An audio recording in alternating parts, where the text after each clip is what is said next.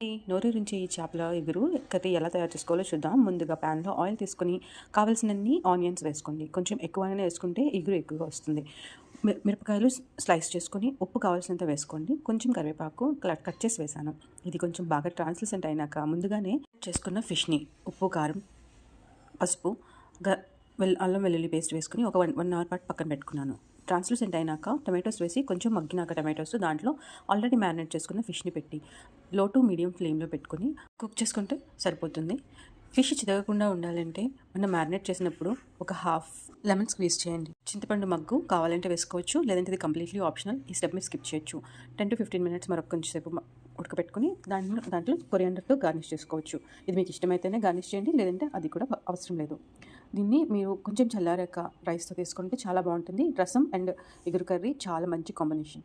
చాలా బాగుంది. ట్రై చేసి చెప్పండి ఎలా ఉందో. Thank you for watching. Please do subscribe my channel.